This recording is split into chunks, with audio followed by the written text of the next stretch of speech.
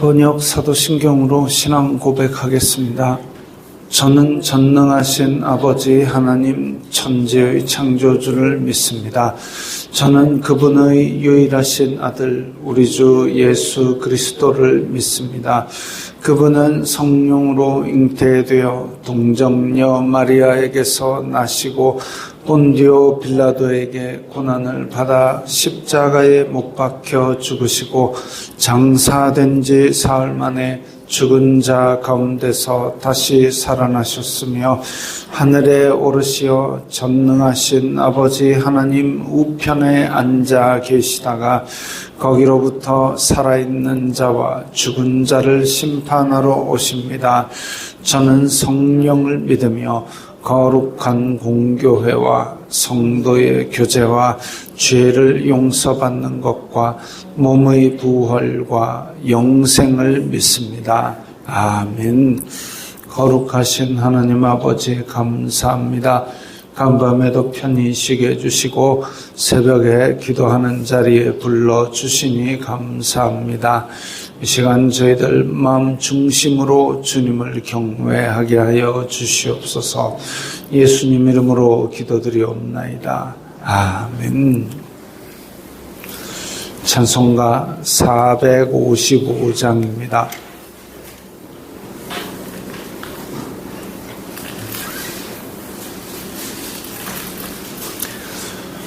찬송가 455장입니다.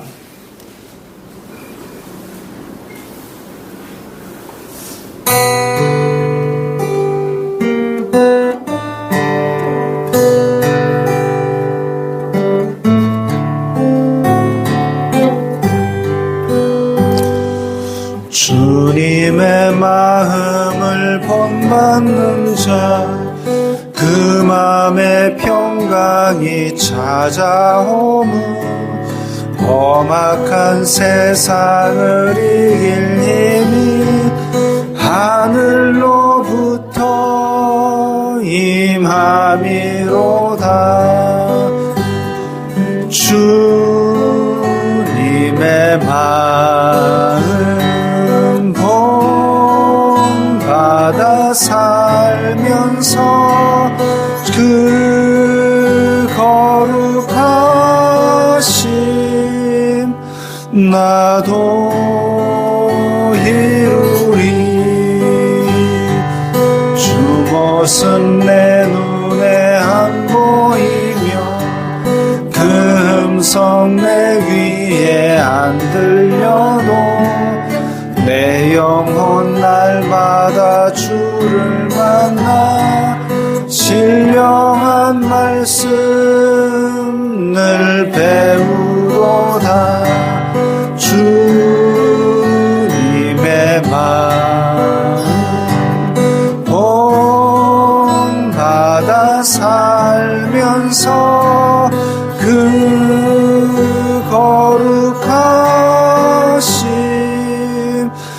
나도 이루리. 가는 길 거칠고 험하여도 내 맘에 불평이 없어짐은 십자가 고난을 이겨내신 주님의 마음 본받음이라. 주님의 마음 본받아 살면서 그 거룩하심 나도 이루리. 주 예수 세상에 다시 오시 그날은 무성도 변화하여 주님의 빛나는 그 형상을 다 함께 보며 주 찬양하리. 주님의 마음 본받아 살면서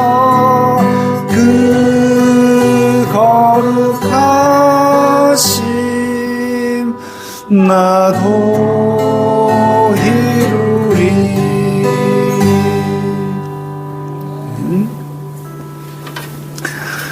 오늘 말씀은 마가복음 4장 10절부터 20절까지의 말씀입니다.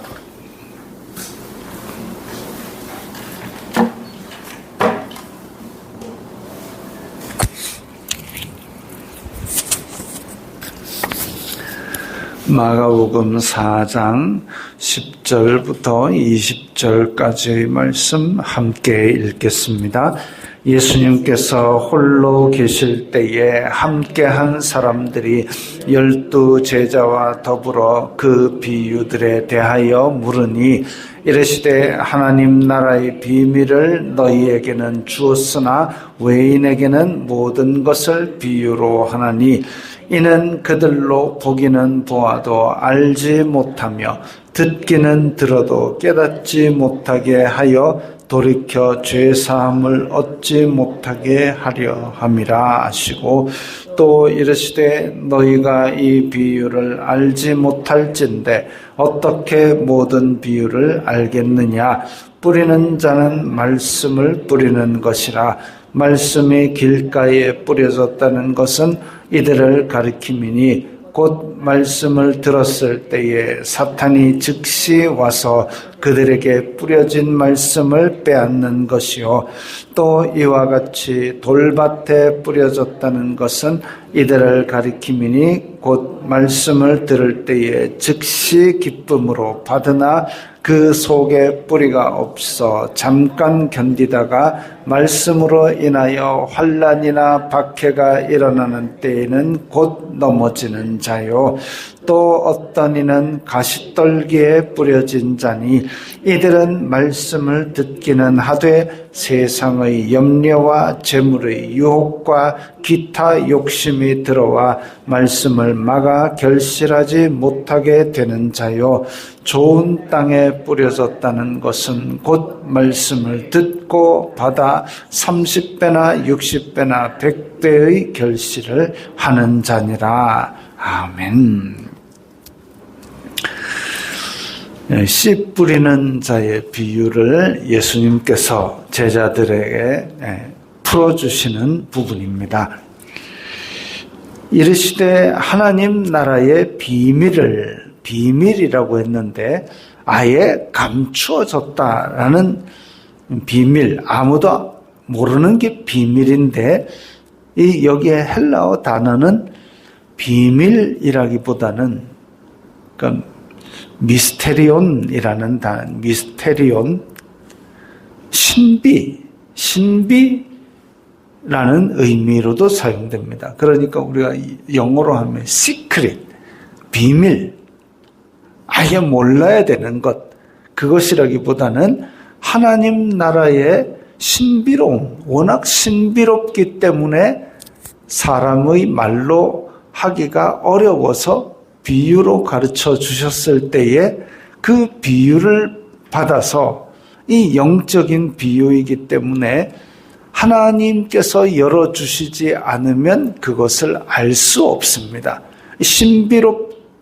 신비롭기 때문에 그러하고 그래서 모르는 사람들이 생기기 때문에 감추어졌다 해서 비밀이지 너희들 전혀 몰라라 라는 것은 아니다라는 거죠.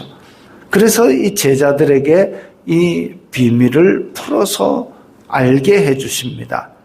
12절에 그들로 보기는 보아도 알지 못하고 들어도 깨닫지 못하게 하여 돌이켜 죄사함을 얻지 못하게 하려 함이라. 예수님께서 말씀을 하셨는데 죄사함을 얻지 못하게 하려고 말씀을 하신 것은 아닙니다. 그러면 이 부분은 어떻게 이해를 해야 되느냐? 하나님께서 은혜를 베푸셨는데, 예수님께서 오셨습니다. 예수님께서 이 땅에 오셔서 우리의 죄를 용서하시기 위해서 십자가를 지러 오셨습니다. 오셨다라는 것은 큰 은혜를 베푸심이죠. 근데 서기관과 바리새인들은 자기네들의 생각에 사로잡혀서 갇혀가지고 그래서 예수님을 거부했습니다. 요한복음 3장의 아들을 믿는 자에게는 영생이 있으나 순종치 않는 자에게는 심판이 있다 그랬습니다. 은혜와 심판은 같이 갑니다. 마찬가지로 이렇게 하나님 나라의 신비로운 것을 말씀해 주셨는데 이것을 듣고 받아들이는 자는 말씀으로 말미암아 죄 사함을 얻게 되는 것이고 은혜의 방편이 되어서 하나님의 은혜가 그 영혼에 임하는 것이고 그러지 않는 자는 죄 사함을 얻지 못하는 심판을 받게 되는 겁니다. 은혜와 심판은 같이 가는 것이죠. 같이 선포되는 것입니다. 하나님께서 너희들을 용서하노라라고 말씀을 선포하셨을 때는 그 말씀을 받아들이지 않는 자는 심판을 받는 것이죠. 은혜와 심판은 같이 선포가 됩니다. 마찬가지로 하나님 나라의 비밀을 말씀하셨는데 그 반대의 사람들은 죄사함을 얻지 못하게 되는 것을 말씀하고 있습니다. 또 이르시되 너희가 이 비유를 알지 못할진대 어찌 모든 비유를 알겠느냐.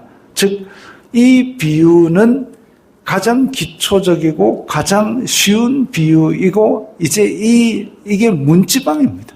이 문턱을 넘으면 다른 모든 비유도 하나님 나라의 비밀을 알 수 있다라는 것이죠. 그래서 씨를 뿌리는 자 비유를 해석해 주시는데 크게 4가지가 나옵니다. 첫 번째, 말씀이 길가에 뿌려졌다.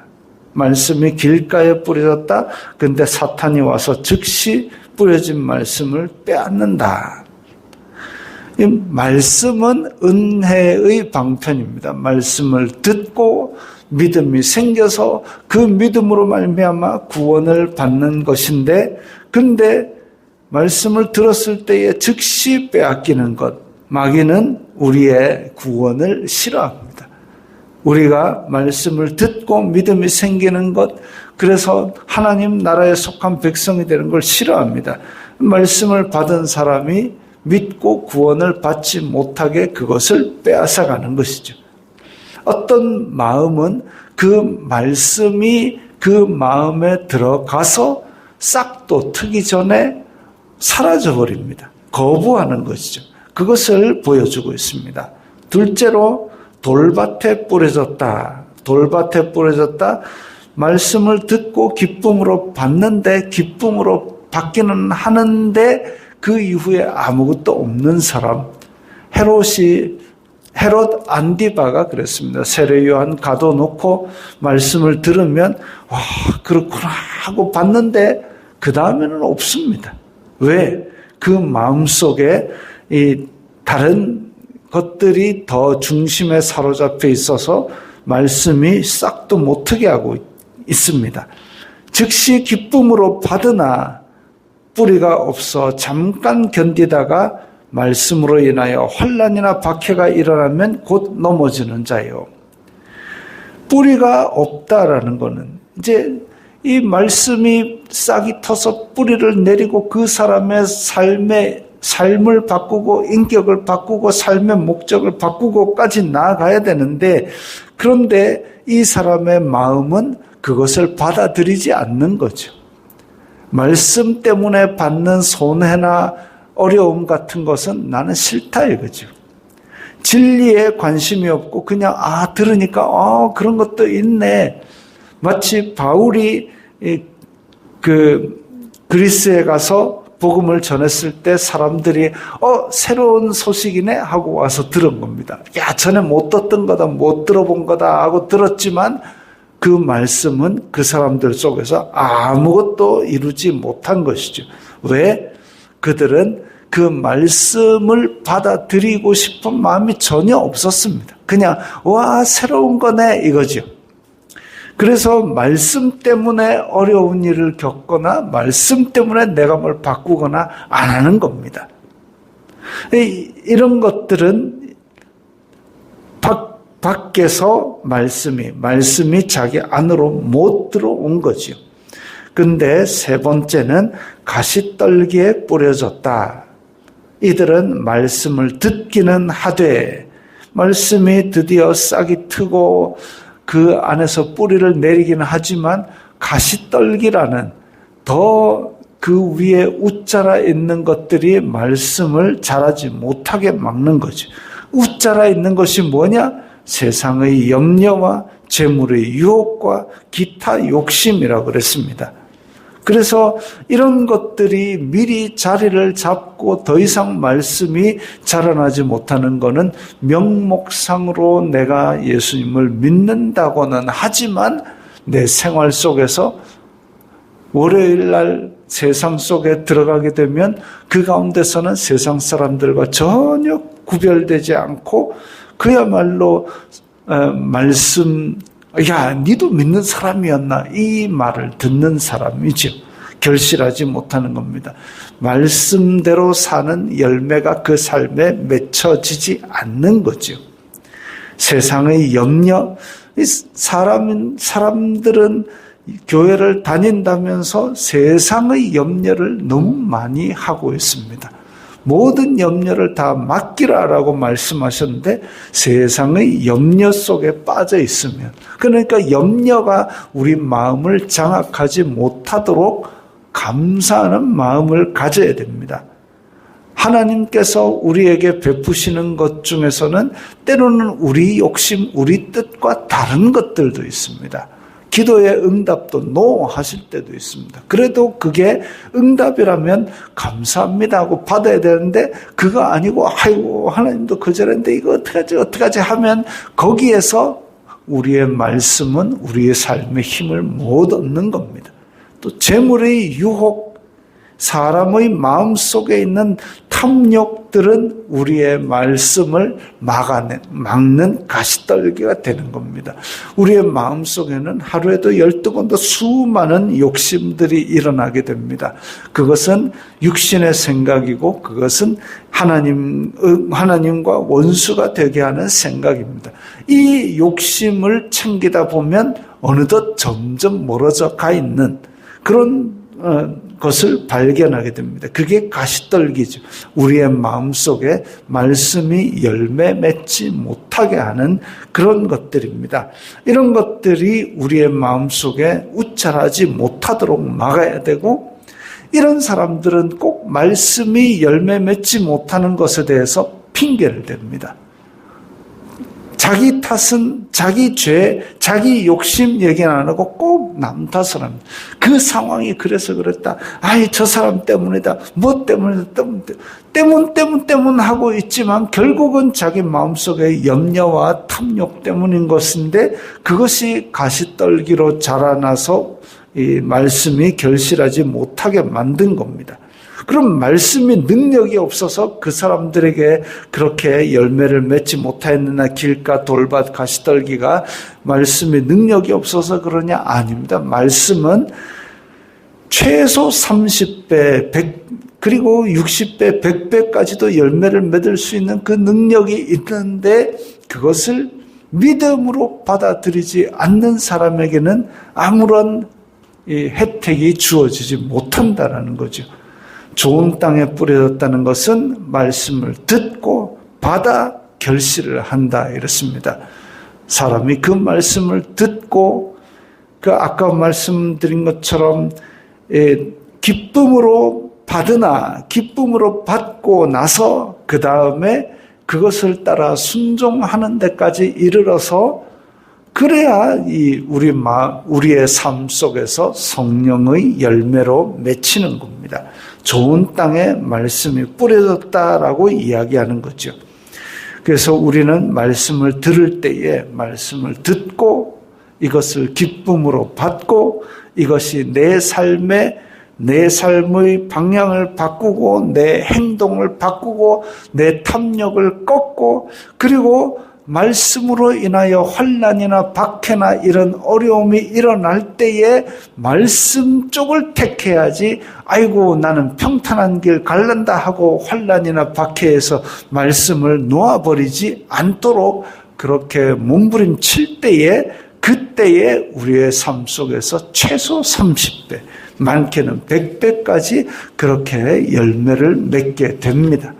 하나님의 말씀은 하나님의 말씀은 이렇게 우리 속에서 열매 맺으려는 그 엄청난 능력과 그리고 그 귀한 것들이 많이 있는데 이 세상의 육신의 눈으로 볼 때에는 초라해 보이죠. 없어 보이죠. 육신의 눈으로 볼 때는 별로 우리에게 덕이 안 되는 것 같고 이익이 없을 것 같죠. 그러나 이 말씀 때문에 받는 어떤 어려움들, 내 손해들, 내가 꺾어야 되는 그런 내 육신의 것들, 그런 것들을 변화한다면 그 이후에 우리에게는 하나님 나라의 비밀이 우리 속으로 들어오고 하나님 나라에 합당한 백성이 될 것입니다. 이 말씀을 사랑하고 이 말씀을 기억하고 말씀이 우리 가운데서 열매 맺기를 항상 기도하며 승리하시기 바랍니다. 주기도문하겠습니다.